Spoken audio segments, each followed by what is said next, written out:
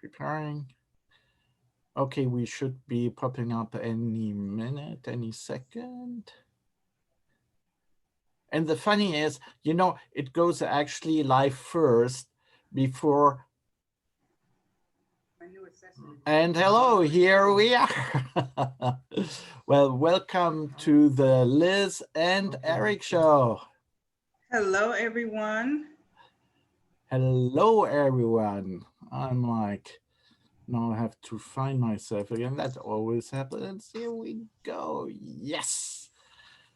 And I'm also recording it right now on Zoom so we can later share the recording with our viewers.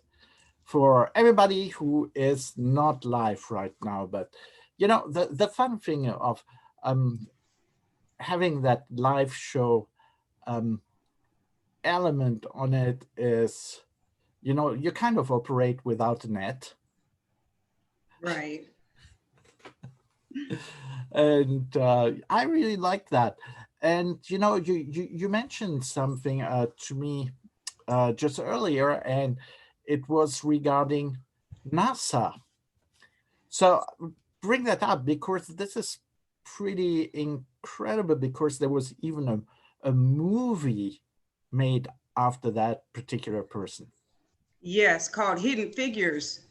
It's Mary Jackson is the American pioneer, the first Black engineer. NASA just named a building after her in Washington, D.C., the headquarters in Washington, D.C. They just named a building after her. I think that's awesome. Yeah, I think so That's too. And amazing. it's pretty Yes. amazing because I mean, not just for that, but in those times they would actually use chalkboards, to do their calculations on, and most of the calculations were actually done really, um, in their head, and they would come up with all those. Well, they would come up. I mean, they would think it through, and everybody would just rely on their calculations. And for me, that's fascinating. Right. In my field, the real estate and business world, I do have to do a lot of calculations, but without my calculator, I would be lost. And Right. you don't even want to trust your head anymore. You know? Yeah, we have so many things today that are new. We're not, we're very much ahead of ourselves. Back then, they really did, have to trust one another, because I saw the movie and it was awesome. I've seen it several times over and over, and I've actually had my granddaughter watch it. So it's really amazing how, the gifts and talents these women had, and they did an amazing job with NASA. Well, yeah, they were basically, a computer substitute. Well, at that time, the computers, they weren't that efficient. So just the calculation time was, you know, long, and especially now we have supercomputers. It's it's such a different world. Right. Sure is. Yeah, and for me it was like, well, okay, let me just talk about my son for 2 seconds, because it's NASA, and he is now at UC San Diego, um, becoming an aerospace engineer, and It's awesome. he's turning 20 now, but for his 16th birthday he wanted that uh, quote calculator from Texas Instruments, which could actually calculate um, planet trajectories. And I'm like, dude, he's freaking 16. What did he want? Wow. I, I mean, it's amazing. It's amazing. Wow. That's awesome. Well, look at him now. Hey. Yeah, yeah, yeah, yeah. I mean, at least it wasn't just hot air, you know, it really, you know, it led to something. And well, it's going to be interesting because his little brother, who's 8, wants him actually to build him a rocket ship. So when he comes to age, he then can be an astronaut, and his brother built the rocket ship. I mean, I'm getting such a kick out of that. That's cool. All right, we have some lovely guests today. Yeah, we do. Hmm. And well, it's Audrey Lynn is going to be our first guest, and well, let me admit her. I love that. You know, it says admit. There we go. Well, just to say, you know, Audrey is in Oregon. Hello. Hello, Hey, Audrey. Aubrey. Hi. Let me get my, it's just my photo, huh? Your still Uh-huh. picture, yeah, It's just a picture. just a picture, but it's a nice picture. Yes, it is. Hey, that works. Here's my video. Here we go. Okay. All right. There we Hey. go. All Hey. right. You look Hello. How's it you look going? refreshed. Yes, I'm refreshed. I'm getting that Oregon air and breeze and sun. So yes, I'm feeling good. How are you Yes. guys? It's We're true. doing The awesome. Oregon air is very moist. Yes. Yeah, it is. It's a little more humid than here, Oh, okay. than San Diego. Mhm. Well, Liz, Okay. please introduce Audrey.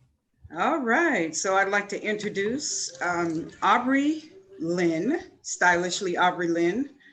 She's actually a fashion stylist here in San Diego, and Yep. she has just been named the director of Kids Fashion Week here in San Diego. Welcome, Aubrey. Hi.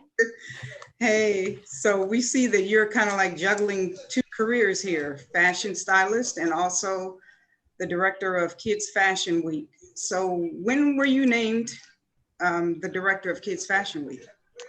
So I believe it was February, March. Oh, recent. Okay. February and March, I was finally named it. We were in talks last year, probably in, my gosh, it was like about 5 months of talks before actually signing contracts and moving forward. And that was like the day after Thanksgiving, I finally signed the contracts and moved forward with them. So yeah, but yeah, I think officially it was actually announced, I want to say February or March. All right. Well, hey, congratulations. Well, Thank yeah. you. Congratulations. That's awesome. Thank you. Hey, could you tell us a little bit about yourself as being a fashion stylist and, you know, different magazine articles and, you know, your career path now? Yeah, so you know, being a fashion stylist since a younger age, but finally getting more obviously seasoned in my older years, I finally just started to dive more into it. And then I had children and I had to put it on the back burner a little bit. But since probably a year now, things have ramped up really well. I mean, I feel like the industry, small businesses are just started booming, and just there were so many opportunities to do so many different things. And then COVID hit, and I had the opportunity to do a shoot the weekend before the hit of COVID. And it was an amazing shoot. It was in LA, and it ended up getting in El Oficial magazine, front cover page and a spread. So that was a very exciting to be able to see. There was a couple magazines I did before COVID hit, and to see them unfold throughout the months was very encouraging and exciting to see that, because obviously it was, you know, it has been very hard for us creatives, you know, as you know, Liz, too, being a designer, and just not being able to use that creative, you know, force within, you know, the industry, and having to just kind of hold your breath and just wait for all this to pass, which, you know, doesn't sound like it's passing soon, but they're, you know, having that, you know, those magazines naturally come out, you know, has been, you know, helpful just mentally knowing that, you know, this is still a passion of mine and something that's going to continue to be. And after all this is said and done, you know, I'll be able to continue fully with it. So, but yeah, so styling is definitely my main force and passion, first love. Right. That's major. The Elle magazine. That's a major. Yeah. Eric, you had a question? Yeah. So the kids fashion week, Yes. what does that entail?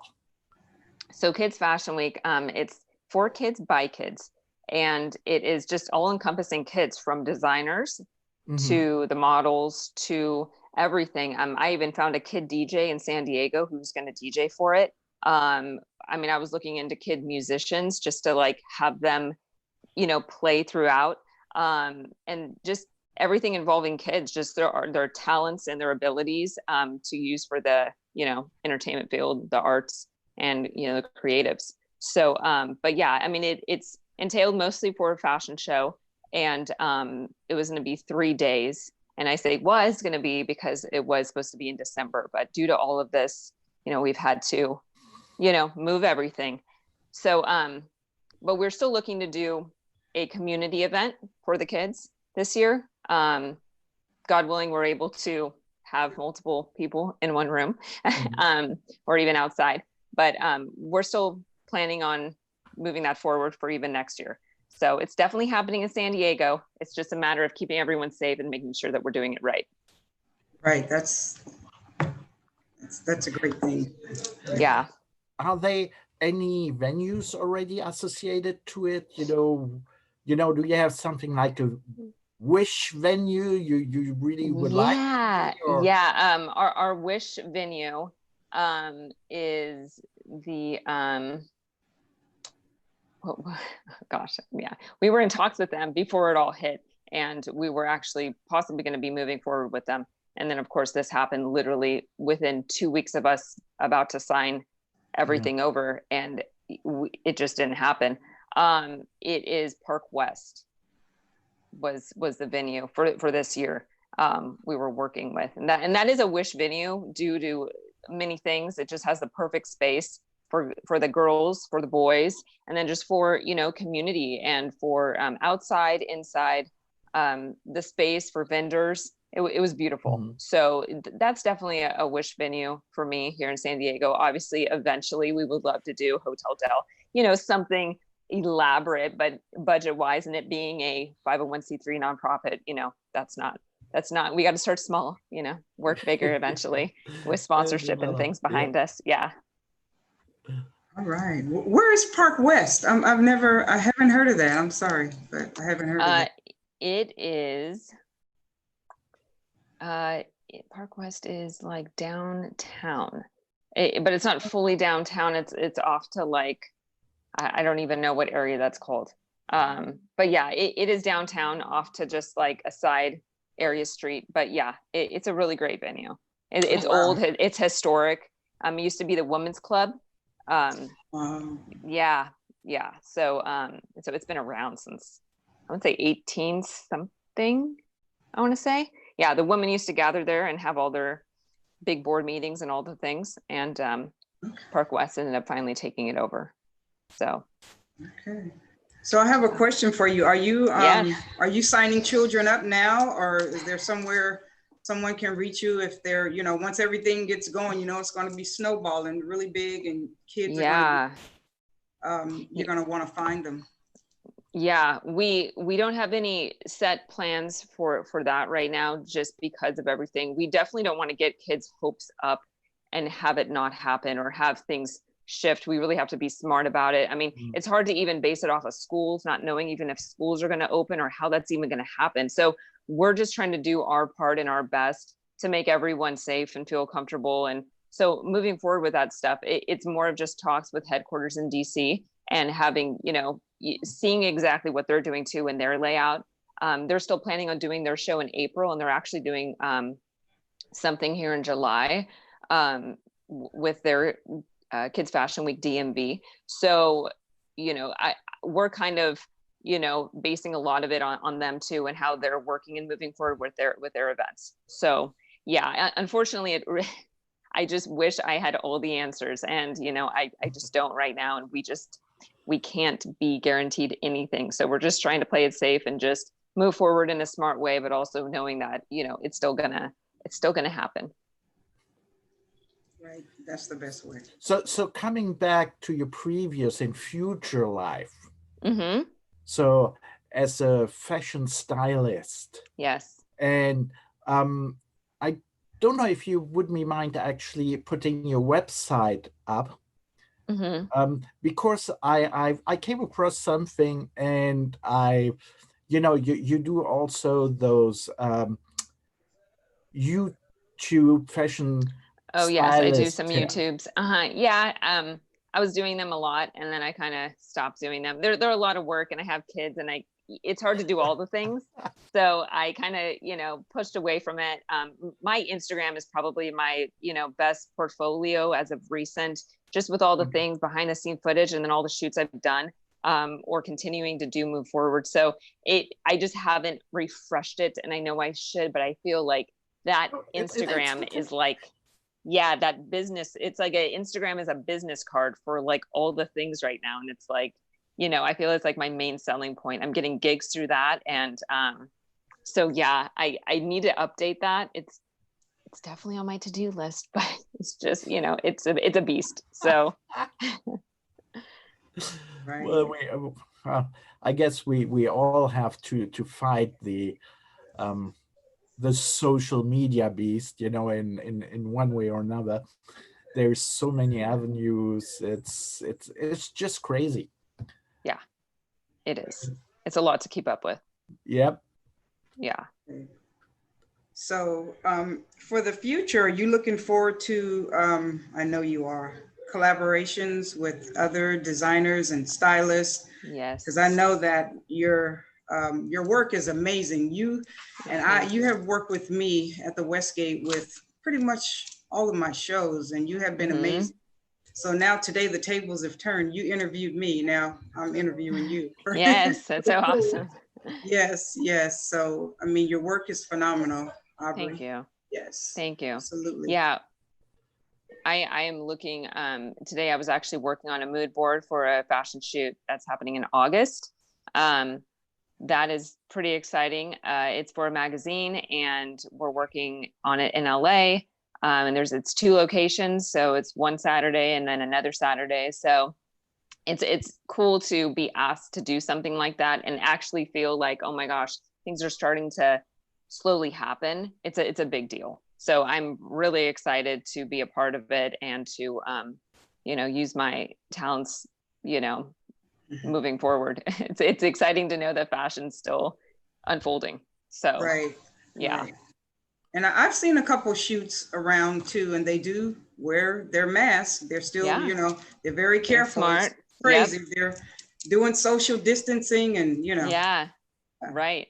Yeah. You still have to be smart. You want to protect the team and protect the model and, do what you can. But yeah, I mean, it gets hot in those things though. I mean, it's hot. It's like, I need to breathe. You literally have to pull it down just to like get air, So. Right. So right now, when you go out for a photo shoot or doing an advert or anything, are you preparing them like in a motorhome, or are you outside, or what do they use right now? Because I know in the day, where they would just drive to location with those giant motorhomes and would do everything inside, but what do they do now? I haven't been on a shoot since this all hit, so I'm not sure what they're doing as of now, but I've never been involved in like a motorhome situation for a photo shoot. It really is just like on location. Either it is outside or it is in a studio or someone's home. And, you just kind of put up a sheet and they change, or you get creative. Yeah. I've had to do it too. And, you just kind of get creative and put up a sheet, or you just, they have some like wardrobe, like tent things, also that you can use or have, but, or you have a house nearby or a place nearby that you're able to run in and change. I've been fortunate that I haven't had to be on a shoot that really is out in the open to the point where like the model is changing, in front of everyone. So Yeah, I haven't had a motorhome situation yet. That'll be eventual for like, the movies or something. Yeah, it's pretty cool. Yeah, that's awesome. I think that's a higher end right there. I think that's like more arrived. So just on a personal note, so how did you end up in Oregon? Yeah, we just decided to take a family road trip with the kids and the dog. We've never done that before. Very spur of the moment type thing. My husband found out he is now permanently working from home. So he can now permanently work anywhere. So it was one of those things where it's like, okay, well, you're, working from anywhere. And, we're just tired of seeing the same scenery over and over at the house with the kids and just having nowhere to go, nothing to do. And his family lives here. So we decided, hey, let's take a road trip to visit the family. So we've been here for a couple weeks now and we leave next week. And it's been just really nice to get away and just mentally break and just have the kids be able just to, different scenery for them as well, and see family. So yeah, it's been really nice. And it's less lenient here than San Diego, which has been also super nice. Just to take the kids to the park and, just to be able to get out has been mentally helpful. So as we all know, it messes with, everything. And you're just like, oh my gosh, like just need to get away and do something else. So I advise anyone to take a little road trip, even go up to Julian, like just get somewhere, go somewhere, see nature. I think it helps you just mentally put yourself in a different perspective. So. Yeah, I agree. Yeah, Yeah. I think we all agree on that. Yeah. And so Absolutely. they don't. So are they wearing masks or are they really Yeah. very relaxed about it? They're more relaxed about it here where I am. I'm not in Portland. I'm in Eugene, Springfield, which is near Eugene. And there's not a lot of cases here at all. Not a lot of deaths at all. Like when we came here, there was maybe 4 deaths since March. So it felt better, safer. Yes, there are some people wearing masks and some people not. You go to the malls and some people are, some people aren't. They aren't letting anyone try on clothing. I mean, there's things like that it was my husband and my anniversary last night. And so we went out to dinner and I didn't have anything to wear. I didn't bring anything nice here. And so I'm like, oh my gosh, let's get something. And no, you can't try on any clothing anywhere. So I had to kind of just eye it and just, okay, I did a trapeze dress since I knew that would totally fit me. And it worked. And but yeah, you can't try on clothes here. So some people are wearing masks, some aren't. And I think we were more on the cautious side of wearing masks just because I think we're used to it in San Diego, but it felt nice to be able to take it off and breathe, so. All right. I like that. It's nearly like buying clothes on Amazon, except you're closer to it. You can Yeah. actually see it. Right. Yep. Oh, All right. Aubrey. Well, thank you so much for your Absolutely. insight. And please feel free, to stay on if Okay. you would like to. We always have at the end of the show, we have an open mic, so where actually show guests can ask, the other show guests, some question. Okay. And So do I just want to mute it? Yeah, you can mute it. Okay. But Yeah, you can I'd also love to stay between, on in here. if you're there and there's something, really a burning question, just raise your hand and we will surely make time for it. Okay. Awesome. Yeah. Thank you, Aubrey. All right. Well, thank you guys so much. I appreciate it. So, hello, Michelle. No, we have Chef Larry actually on the other side. Yeah. And hello, Chef Larry, you're on. Unmute yourself. How are you, Chef Larry? Hello? Hello, hello? He's muted. Yeah, I know he's muted, but he can actually. Okay, let's see. Oh, no. There he Hello, goes. Chef Larry. Hey, how are Eric? How are you? Hi, Liz. Hi, Good. Chef Larry. How are you? I'm doing fantastic. Couldn't be Great. better. been a while. It sure has, Eric, my brother. Mhm. Yeah, Chef Larry and I, we go back a couple of years, and we both look actually older. We are just the opposite of women. We actually get old. Yes, I would agree. But yeah, I mean, Chef Larry has a career, going back. I remember doing Culinary Olympics,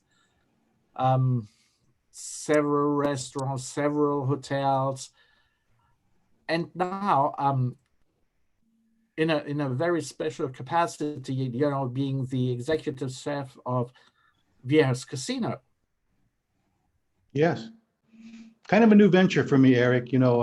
As you know, we were both deeply entrenched in hotel and destination properties, and actually came upon this job, this position, as I was working for Dean Spanos of the San Diego Chargers as his chef. Mhm. And first casino ever. So Hold on, obviously, you mentioned the Chargers. Sorry, yeah, I worked. I'm not sure.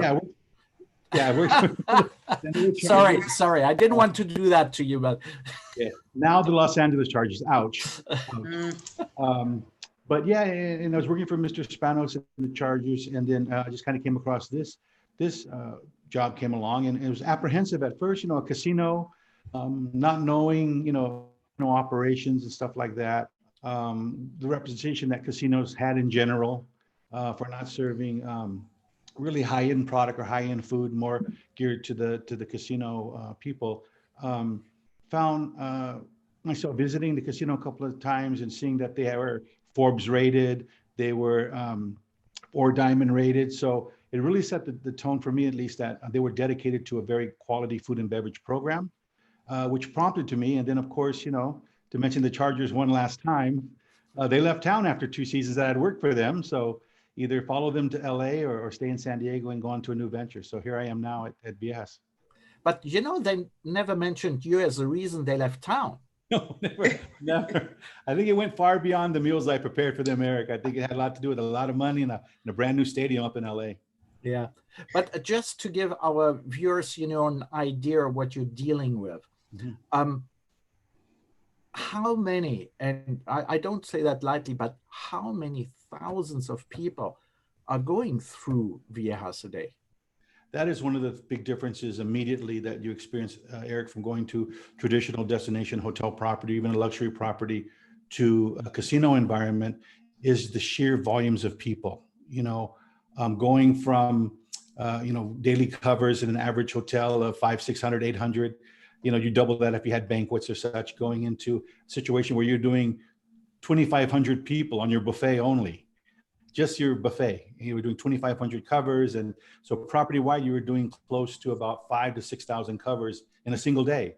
So the revenues were much greater. The amount of product that we were going through was much higher. But really, I think what to their credit, I think at least to the company I work for, is very dedicated to having quality program, quality product.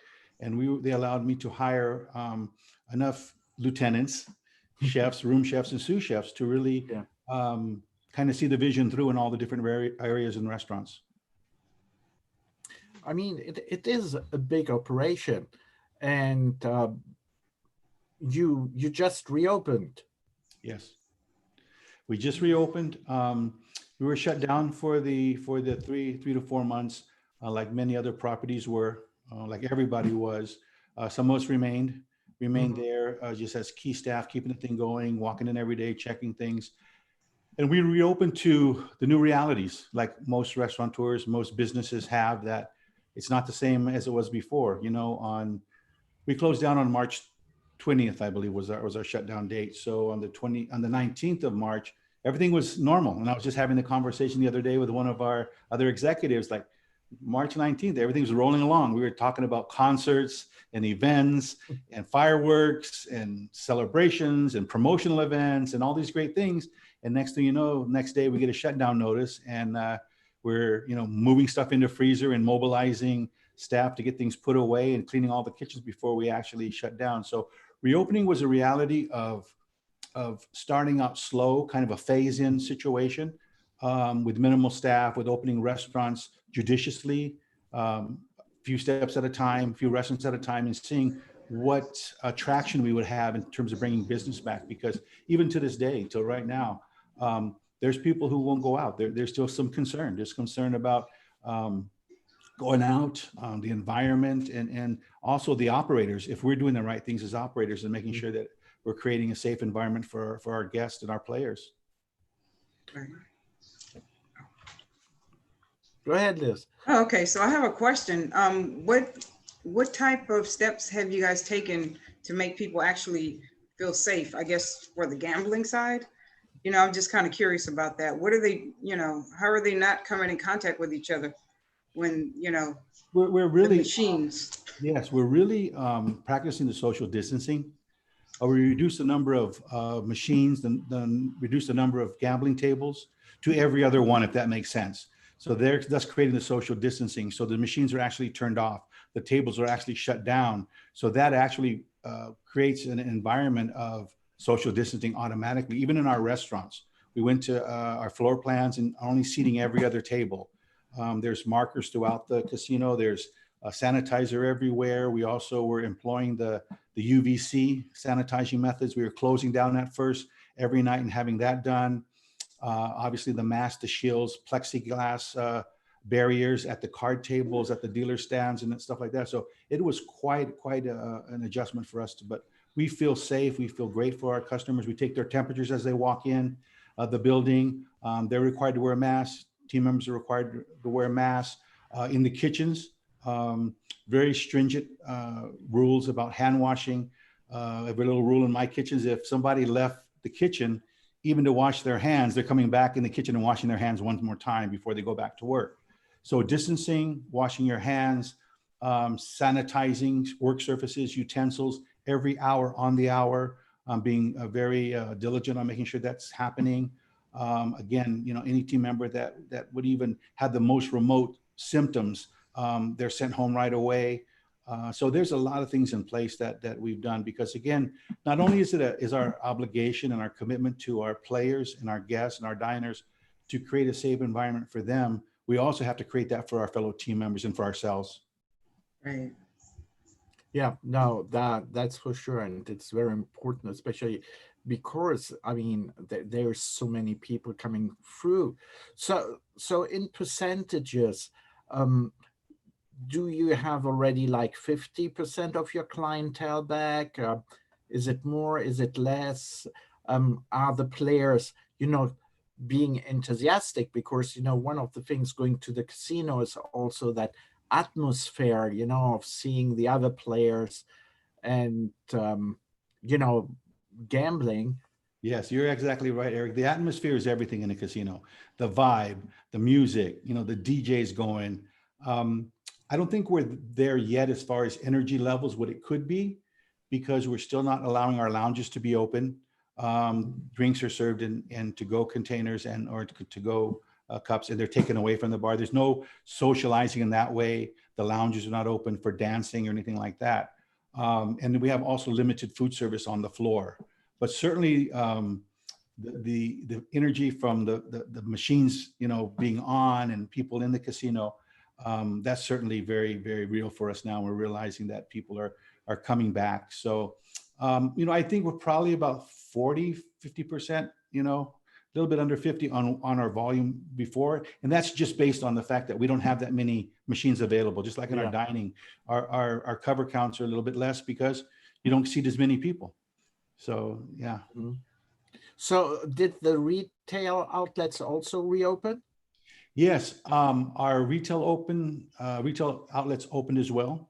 The Viejas Casino or the Viejas Outlet Center is open, and the restaurants as well, again, with all those safeguards in place. The distancing, the sanitizer, the sanitizing in the areas, you know, the restaurants that we contract out, follow all those same guidelines that we have. So is the hotel back open too? Yes, hotels are open, pools are open. We just opened serving food at the pools. So yeah, it's feeling a lot like summer, Eric, very much so, yeah.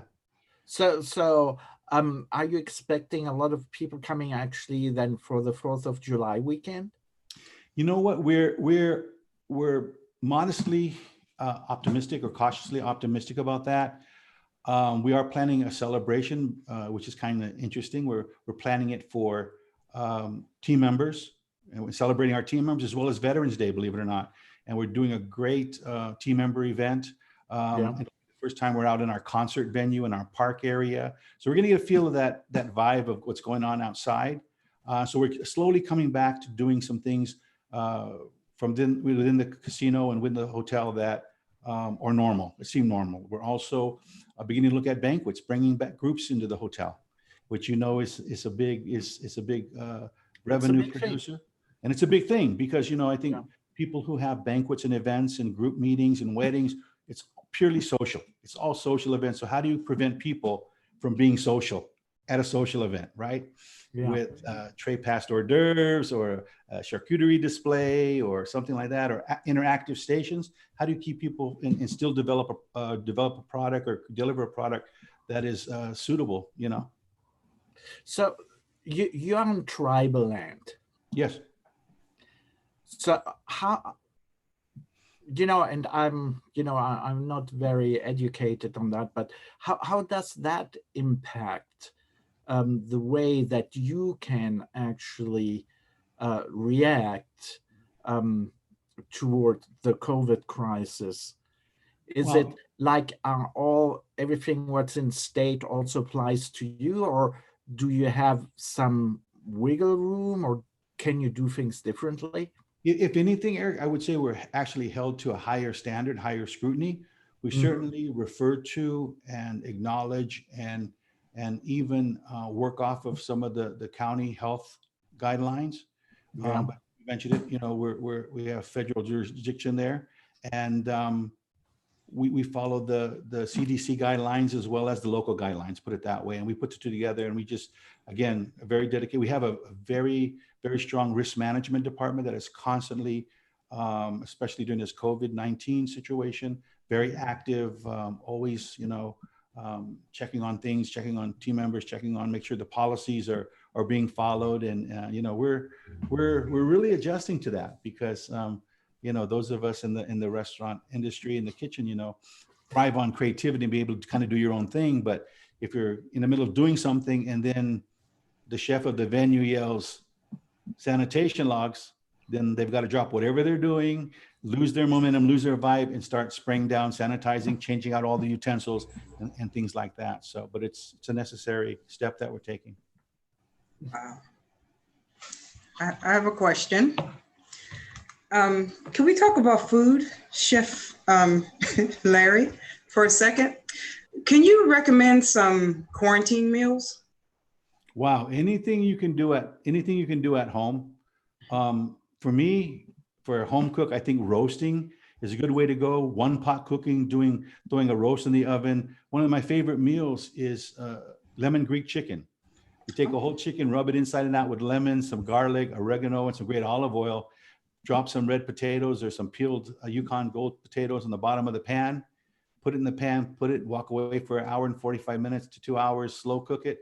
You're going to get all that great juice running down from that chicken, all that lemon, all that oregano flavor, and you're going to have a great meal. So either that or just putting on the brazier. I'm becoming a little bit more accustomed to and appreciating more the slow cook method. Using short ribs or things like that, pot roast, all those great things, and I think we all kind of now in this time of uncertainty kind of long for those family cooked meals or those kind of homey meals. Mm-hmm. Or eat out. That's the other thing, and order in, huh? Well, no, drive out to Viejas. Yeah. Then you get your break and you do like Aubrey, not the long weekend in Oregon, but in Alpine. Yeah, it's far enough away, but it's not too far away. I love that. Right. Mm-hmm. So you actually, it reminds me, you've always been a long commuter. Yes. Yeah. So I guess you still are. I am, Eric. Yeah, a good drive to and from. It's probably a little bit shorter than Long Beach. Certainly, living in San Diego, driving to Long Beach. The Queen Mary gig. Yeah, I mean, and I have to mention that, you know, Chef Larry was actually also executive chef on the Queen Mary, Mhm. and he would drive to Long Beach, yeah, Chula Vista, Long Beach, every time I mean, how many miles a day? That's close wow. to what, 150? Well, probably No, 110 one way and another 110. I know it's 100. I know it's 120 to LA from San Diego. So if you knock off 10 miles from the 405 and you get off on Long Beach, you know, it's probably a little bit shorter, but that's a long ways to go. tell me, do you still have that Mercedes diesel of yours? Which one, the Mercedes? Yeah. No, we went to with Toyota. I think we went with fuel efficiency. At one point, we had a hybrid car, which was my daughter's car, was handed down to us. And no, we're just, we're just going with the flow, Eric. I love when the kids are handing down things to you. Yeah, they're the smart ones. They're the ones that come to you with all the research. And this is a hybrid. It's going to save so much money. It's going to save us so much on gas. This is what I need to get, Dad. So I love it. I love it. Well, I saw that one of your crew members, one of the pictures I saw, seemed to have followed you every step of the way. you're probably talking about Cipriano. Yeah, Cipriano Yes.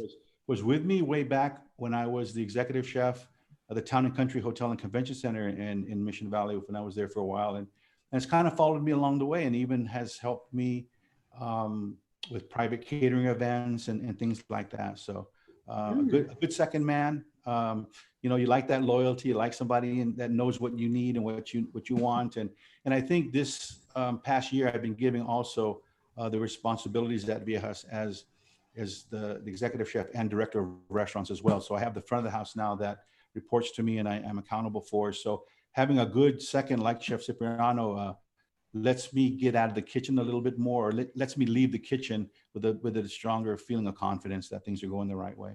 Mm. You just mentioned the Town and Country, which is going through remodel right now, which is Amazing. going to be probably after that a fantastic property, but also property where you had one of your less conventional parties. Yes, sir. Yes, sir. Yeah, that was interesting. And thanks for remembering, Eric, and as I was reminiscing today about, you and the things we did together before, both in media and professionally, I thought about things like our hot air balloon rides and our dinners, trying all the great restaurants of San. And I actually forgot about the swingers convention that was held at the Town and Country Hotel. And that was unique because it was quite an experience. To be part of that, at least from an employee standpoint. And it was a unique situation or weekend, Eric, as you can imagine. Oh, that's, I always remember when we talked about that, we're like, seriously, but hey, you know what? Yeah. And it was called Lifestyle. And that's the name of the convention. It's called called Lifestyle. But I threw the word swinger out there and that's what it was. It was Lifestyle Convention or Lifestyle Conference, but pretty much what went on. Yeah. So you see, Liz, in the hotel world, there's everything going on. That's all you can say. Amen. Right. I would speak to that. I would speak to that. And Eric and I would get together and we're doing the radio shows together and stuff. We would talk about things on air and off the air. And we just compare stories and all of them were relatable. All of them were true because it's a very unique industry that we work in, Eric. We work hard. We're never really satisfied with what we do. And I think that's why we're in this business, because we're constantly trying to please our guests, our customers, reach to a higher level. I remember walking down that beautiful staircase at the Westgate Hotel and seeing that were times. And seeing Mr. George Hochfilzer there, greeting guests at the bottom. You were actively running the food and beverage operation, and Christophe Versaire, remember Christophe was running the kitchens way back then, and you had opera, the Bravo San Diego going on, and La Fontainebleau was the restaurant to be at. I remember sitting there having lunch one day and looking over and seeing Audrey Geisel and Sandra Rhodes and the Thorntons, Bob and Sally Thornton there, and it was the place to be seen, Eric. So I'll never forget the experiences that you opened the doors for over there at the Westgate and seeing all those great You things. know, we had fun. We did. We It's a certainly while ago, you know, and you know, I miss it and I don't miss it. Even, you know, when I shut the door, you know, on 38 years in the hospitality business, I so much prefer dealing it now, you know, on a business perspective side, you know, from the other side, Sure. being the client or buying or selling Uh-huh. restaurants and hotels is so much more fun than running them. Yes. Yeah. But you know, but on the other hand, you know, you have all those idealists there, you know, which are hardworking, and Cassandra. I like Cassandra. Yeah, there. Hello. You know, you fit Hi. How so are you? right in. Great. How are you? I like the intro. You were like, and cue. Got to be ready with Eric. How are you That's doing? really, well, Liz, please make the introduction. All right. So we have Cassandra Shag, owner of Sip Wine and Beer in Escondido. Welcome, Cassandra. Thank you for having me. Yes, yes. So she's in Escondido, North County, actually the only female African-American in North County with this type of business. And I absolutely love it. It's a very unique business, almost like, I would say most, you know, it's like a male dominated type of thing. Am I right, Cassandra? Yes. Pretty much? Yes. Yeah. So could you tell us a little bit about yourself and what brought you to this? What brought me to wine? Well, Yes. I'm a career drinker, and Hold on, can you just repeat that? I'm a career drinker. I like that. I love that. I like that. You know, I was always looking for an excuse. Yeah, I heard your experience. You are a career drinker. You know exactly what you want and what you like. Nice. I like it. Liz, what bottle are you holding up? Oh, that is Sauvignon Blanc, Russian River Valley. There you go. Yeah, I love it. It's really good. Yeah, so I grew up in Temecula, which is Oh. a version of wine country. It's probably not as advanced as a lot of regions, but that was my introduction into wine. And long story short, I decided to move to Escondido, buy some, you know, property and lay roots here. And Escondido looked like Temecula before it became Temecula. And so Escondido's growing in vineyards, and I was like, we need a wine bar here, and we need to showcase local wineries, and we also need to have a community space where people can drink and learn about wine. And voila, here's Sip. Right, right. But you're actually more than, you know, you've done several cool events there. Could you tell us about some of the events? Because that's how I came to know you. I've been to several events at your place, and I absolutely love them. Yes. So the focus of SIP is community, culture, and conversation. And those are all things that you can do when you're learning about wine. In my career drinking experiences, you know, the reality is that I am not a pro or an expert. Eric might be in wine, but I am not. So my goal is to learn. My goal is to learn with the community about the facets of wine. And there are so many people who are curious about drinking wine, but they feel intimidated. And so SIP is that place where you can just come in and not have to worry about all that, which comes into the events, because I bring in winemakers from all over the world to showcase their wine, hear their story and their journey about winemaking, and then be able to have a firsthand experience of, you know, how to experience wine. So. Wow. So do you still make, well, I should say, so do you do those virtual wine tasting events? I started to do that. I'm currently working on a virtual wine tasting event with Brown Estates out of Napa. Mm-hmm. they're the only Black-owned winery in Napa, California. And so I am going to be holding a virtual tasting. I have been connecting with my customers through my show Wineversations. And, I'm also connected with my customers on social media. I've been getting a lot of new wines in, and it's a good season to be drinking. So I think I'll be okay. I think I'll be all right in terms of business. So I am here to meet the needs of the people who need to drink. All right, I love like that. We are there. We are there. So, you actually brought two wines to the show.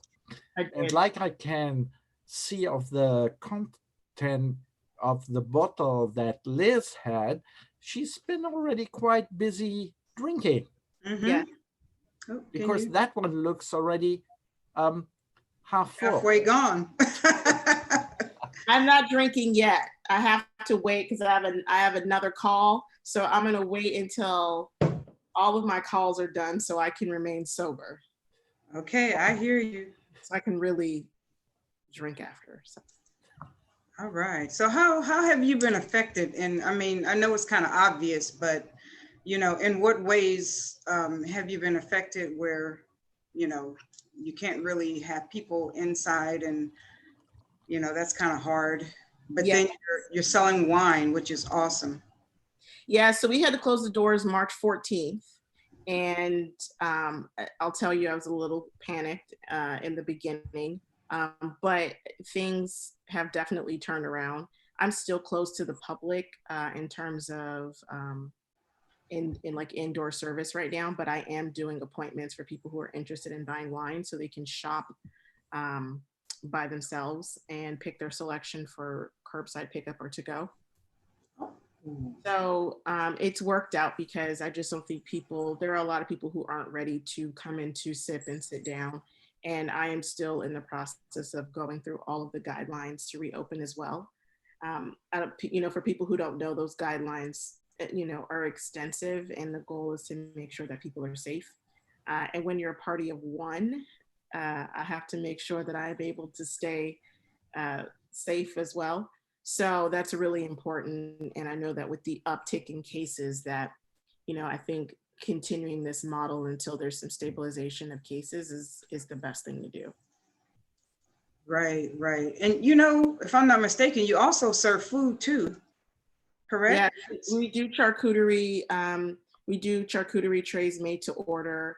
We have over 70 wines in stock.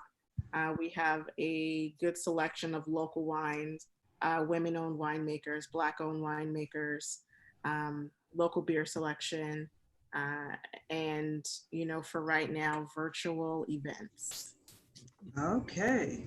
How does one sign up for your virtual event, or can you sign up, or is it private, or how does that work? Yeah, so, people can follow me on Instagram and Facebook. My Instagram is Sip Wine Beer. Facebook, you can find me at Sip Wine and Beer. And I post all of the information for people. You can also go on the website, sipwineandbeer.com, and you can join the mailing list. And when we have, virtual tastings or updates, I push all that stuff out for everybody. People have been Thursday through Saturday is when people are generally picking up their wine. So I make sure that I have a good stock of wine and beer for people as they're approaching the weekend. And it's good to be able to connect with customers one-on-one, to hear how they're doing, to have them experience new wines while they're sitting at home, to have them be able to explore different winemakers when there's nothing left on television to watch. So it's all good. Right. How do you like your wine, Eric? I like it, and that leads me kind of into the next question. I wanted to ask you is what are your criterias? Because there's so much wine out there. I mean, it's incredible.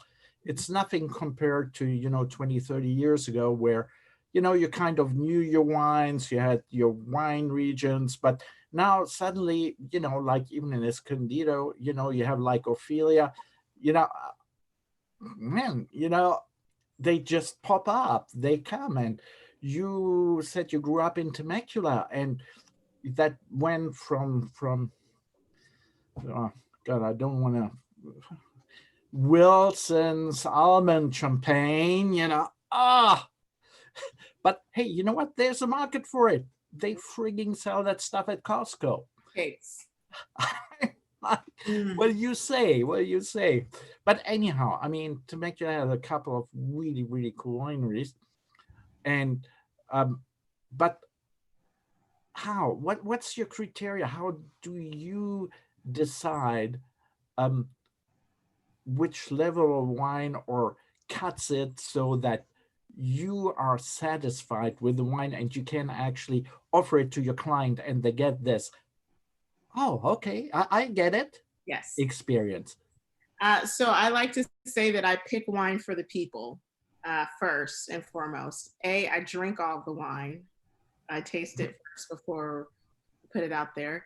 And I also have other people, well, when we were open to the public, we'd have other people try it before we bring it in, just to get a feel of what people would like to drink. The rule of thumb that I've gone by is a lot of people who are entering in wine are going to start sweet. Yep. That's not going to be my entire portfolio, but there are going to be 2 or 3 sweeter wines that people are going to taste, and then you build off of that the next time that they come in. The biggest thing for me is to, I recognize, you recognize this as well, that there's going to be some great wines that have a lot of notoriety. And there are some obscure wines out there that people are, interested in trying. And so I'm in the middle. I want people to know certain brands, but I also want them to venture off and take a different path, because they want to try something different. And so my motto is, it's about being able to sip wine and beer, be able to connect with people, and then to be able to share that knowledge. So I think sharing that that's my approach to picking wine. And so the wine that you have is from a local vineyard. Hold on. Yes. My green screen is hiding it. But anyway, it's the Altipiano Vineyard, Sangiovese, San Diego County. It's actually, I mean, for Sangiovese, great. It's very atypical, if I may say.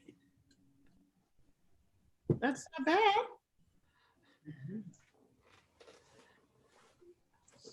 That's how I perceive it. But don't forget, it's well, we spoke about it a little bit earlier. What's the best wine? Okay. Well, the best one is the wine you like. Right. So the only thing you can do is really expose your clients and then find out, through trial and error, what will be the best wine for them. What's your favorite wine? Oh God, I got so many. Okay. Who? Ooh, mine is what? I'm Kendall Jackson. Sincerely have to say, I like kind of rotate. Okay. Like now I'm drinking dry Chardonnays. Okay. You would have asked me 2 years ago, I would have been, oh, you know what? I really like a fruity Pinot Grigio. Okay. And so it comes and goes. It's like your favorite food. Yeah. I just started exploring rosés, and I've been definitely dabbling into rosés, particularly rosé of Mourvedre. Yeah. No, it's Is that like a champagne, a rosé? Is that like a champagne? So it's basically the process where when you're stripping the grapes and you have the rosé color, that means that the wine hasn't completely been absolved of the grapes. And so there's sparkling brut rosé, there's rosé of Pinot Noir. So that's where that light color comes from. And for me, unfortunately, drinking white wine because of the high sugar content, I can't drink a lot of it. And so I was definitely weary about drifting into rosés, but they're actually pretty great. And one of them has been my favorite this season is a rosé from South Africa that's super dry. Hmm. Yes. Right. Yeah, and just for fun fact, South African whites are always the earliest in the vintage you're in. I used to sell South African ones. That's why it's just one of those fun facts. It's they actually doctored the wine. Like you had Beaujolais Nouveau, Mhm. and they came up with a same. Uh, how should I say? They curtailed the fermentation. Was still, a little sparky in the back of your mouth, and with nearly 15%. And it was pretty brutal. And we would sell it in May. Beaujolais in May. Beaujolais in May, but from South Africa. And it was, do I remember right? I think it was a Sauvignon Blanc grape, but I don't remember. I think alcohol is good to conserve your body, but it's really bad for your brain. That's I it. know that's right. Oh, Well, thank oh, you guys for having me. I appreciate it. And, if I can be of any help, please let me. You know what? I would still like to come back, to the two wines, Yeah. that you brought to the show, and why you chose those two wines. So the Sauvignon Blanc is from Russian River Valley. And Russian River Valley is a great area for Sauv Blancs, but most importantly, Pinot Noirs. But Liz likes white wine. So, yes. so Thank you. so Liz likes white wine. So I chose a Sauvignon Blanc from Russian River. Why I chose the red. That is a really good red. That is that Denise Clark winemaker out in Escondido. She is making some Italian or inspired red wines, and she's won several medals for her wines. And my favorite wine of hers is actually the Barbera. But her wine is extremely rich and strong, like a glass and I'm done. And so being that Eric is a pro drinker, I wanted to go for that. So I was like, take the hard stuff.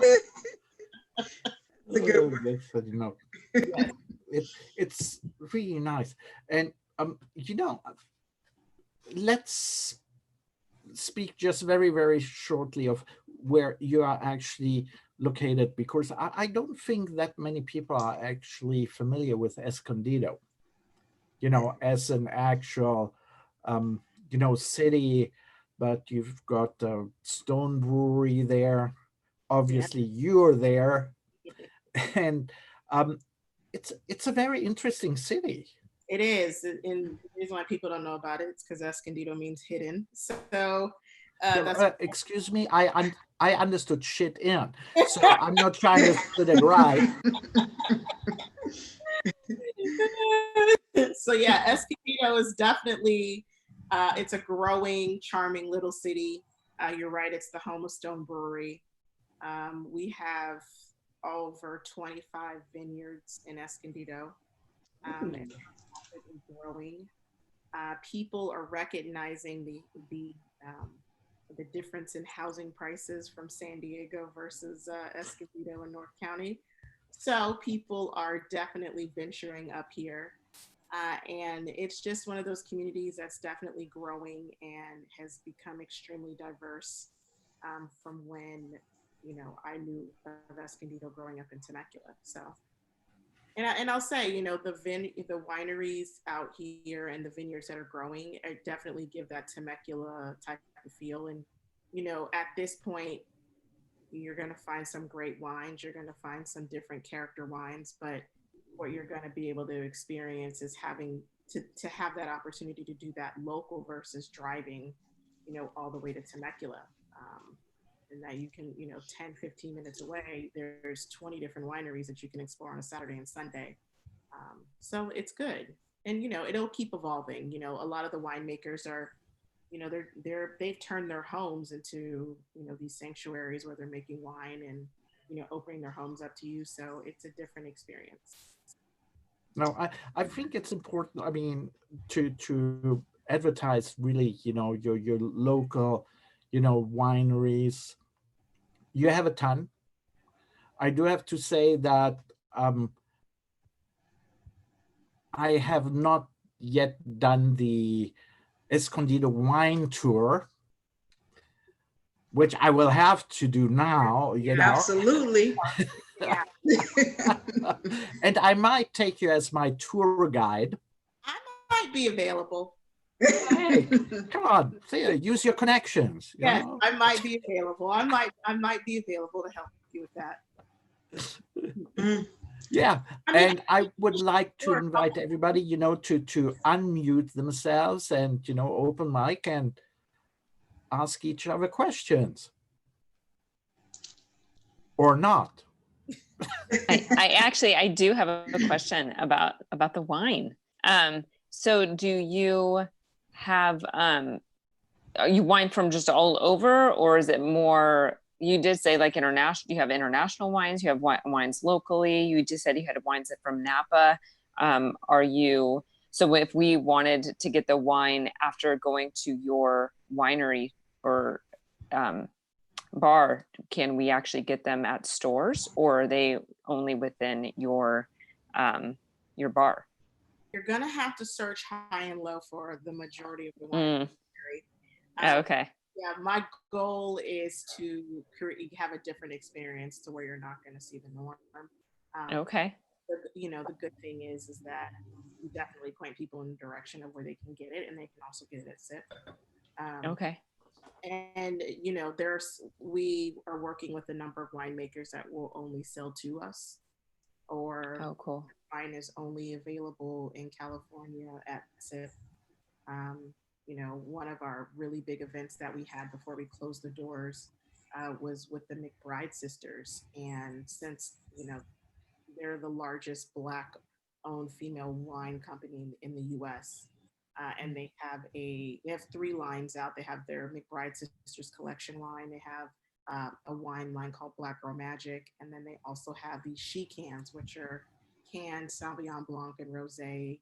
And now they just came out with spritzers. And so they flew out here, and we had an event a couple weeks before COVID hit, and we had over 300 people show up. Wow.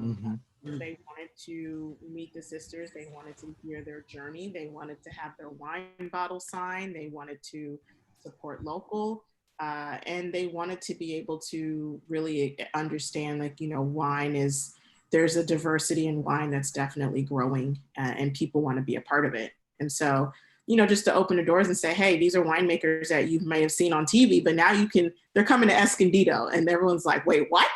Yeah. So, that's it was a great experience. And, the goal is to continue doing that, and figuring out how to pivot while we're in the pandemic, but still being able to bring that to people and say, hey, you might not be able to meet Brown Estates, but you can, try their wine, buy a bottle of their wine, join their wine club, or participate in a virtual tasting with them. So I'm figuring it out. I think alcohol, food and beverage is here to stay during this time. Absolutely. Yes. So I think we'll be okay. Yeah, agree. I'm like, Chef Larry, Sure. I think, in the future, just put that somewhere into your program, to have Cassandra over for a wine dinner. Yeah, definitely. Great partnerships. Yeah. Yes, that's in our industry. Local wineries too. Right. And Yes. I think I have a real deep affection for the Escondido area as being the beginning of the avocado corridor, the green gold. Yeah. That sells 90% of all avocados in the United States are grown in that corridor. So with Henry's Avocado Ranch out there, I visited frequently, did some work for them. Really, really a special place up there in Escondido. So Cool. gotta get up there sometime as well. So Eric, I have a question to ask you, my friend. Go ahead. Have you yet done? I know how many shows have you been doing now? Which show is this on your podcast? I mean, right now the 5th show. You This know, is the it's fifth. only So- I looked over to Liz, you know, and I was like, yeah, 5th show. You know, we are at the beginnings, but it's nice to be back. It's great know. and certainly a great format. But let's say by show number 8, I hope you and Liz have had a conversation about sabering champagne Mm. and the Scissor Sisters. Okay. Yeah, and that peach is my favorite flavor. Yes, yes. All right. The Scissor Sisters were one of Eric's favorite musical groups, and he actually brought someone in to saber champagne in the studio one time, and we had a show, so that was very exciting for us. Yeah, it's actually Holding funny. out a lot, I see. Well, you know, I don't know if you're familiar with Guy Buffet. You know, he was very in the early 2000s, in the 90s. He did all those paintings, you know, of those waiters Mhm. and all that, and you would find it, you know, kind of everywhere. He also designed the flower for Perrier Jouet champagne. Okay. Mm. And I got myself one of those big sabers actually you saber champagne with, and he actually signed it. And I'm still, oh darn, you know, he put it on the wrong side because I'm right-hander, so it's on the button. So I had to stop sabering champagne with that saber. But just FYI, you can saber a champagne bottle just with a regular butter knife. Oh. Well, then I'll cancel my saber off of Amazon. Thank you. Just be careful. You have to have you know, you have to use a bottle which is bottle fermented, you know, méthode champenoise, because of the high pressure in the bottle, and you just hit the bottom of the seam on the top, and you can. But don't do it with Wilson's, because that bottle is going to explode in your hands. Yeah, I don't drink Wilson. Yeah, I don't even know what Wilson's is, so no. So Wilson's Creek, it's Yeah, funny yeah. because they were actually Oh, Wilson's Creek. I think I've heard of that actually. Wilson's Creek in Temecula. They were actually my chemistry teachers. They're a group of teachers. They started this winery. They created this almond champagne. It is basically sparkling wine, almond flavored, and it was all the rave, and that was the hit. And I actually recently, before COVID, I hadn't been back there in 10 years, because you know, you could get the almond champagne everywhere. It's in stores. I went back 12 years later, and there are about 9 or 10 different sparkling wine flavors. So it ranges from peach, orange, watermelon, lemon, strawberry, vanilla. I mean, they're like, the flavors of sparkling wine are endless. But I drink. No. Actually, you made a good point. They were your chemistry teachers. And we just leave it there. They're doing something right. I mean, the place is packed, and you know, I had to partake and sip a little of the new flavors. And you know, it just doesn't work. I just don't do sweet sparkling wine, so it doesn't work for me. But one of the things, because you know, Temecula gets hot, is the froye. So they literally take the frozen wine and turn it into a slushy. Mm. You know what? I mean, I love it. there's something for everybody. Like, I don't know. Whatever sells. Sometimes That's it's interesting. whatever sells. You know? Slurpee for adults. Yeah. You just Wow. got Yeah. the flow. So I'm like brain freeze with Wilson's. Oh, Have you great. tried have you tried the Buccelli, Andre Buccelli wines? he has wine. But Buccelli family, they do have a vineyard, and I don't know what it's called, but my mother-in-law, whose house I'm staying at right now, she has a signed bottle by Andre Buccelli from his Buccelli family a signed bottle of his wine. And she hasn't opened it yet, and she's waiting for a special occasion. But while we're here, she's like, we should open it and try it. And I'm very interested because I'm not only Italian, but he is too. And I'm like, I wonder if this is really, really good wine. Like, Well, let us know. I would be interested. I'm too. super interested too. I'm like, what if you shouldn't open it? Maybe because it's signed, you should just keep it as a keepsake, you know? Yes, yes. Right? Keepsake. Just Yes. don't even open it. No, I would. Well, you know, they'll tell you when to drink it by. Yeah, well, she was like, I don't want to wait too long, you know, like it to go bad. And it is a red. So yeah, and that's her thing too. She's like, if we drink it, we better drink it. And so we probably will open it. She's a big wine connoisseur. We went to a winery up here that was actually open. So that was exciting. But yeah, social distancing, but it was beautiful. So totally wineys too here. So yeah. Well, everybody enjoy, I guess. So on that note, Liz, would you like to say goodbye to everybody? Thank you, Cassandra, Aubrey, and Larry. Thank you guys so much for joining us today. We had an interesting conversation. I learned a lot from you. For sure. And we Yes. cheers to that on that note. Yes. Yes. Cheers. Thank you for having us. Sipping with pretty. Pleasure. Okay, bye guys. Bye. Bye-bye. Take care.